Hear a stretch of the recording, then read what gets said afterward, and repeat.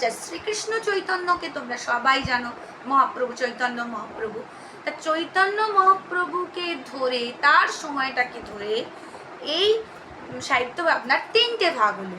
একটা তার জন্মের পূর্বে, আর তার জন্মের সমকালীন সমসাময়িক, আরেকটি তার জন্মের পরবর্তী। জন্মের পূর্বে যেটি, তাকে বলা হয় প্রাক চৈতন্য যুগ বা শ্রীকৃষ্ণ পূর্ববর্তী যুগ।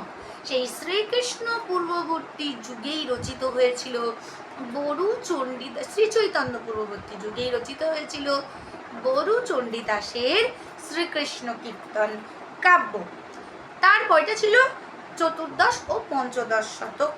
তারপর শুরু হলো চৈতন্য পর্ব, ষোড়শ শতাব্দী, অর্থাৎ চৈতন্য দেবের সমসাময়িক যে কাব্যগুলো রচিত হয়েছিল, যে সাহিত্য কীর্তি হয়েছিল।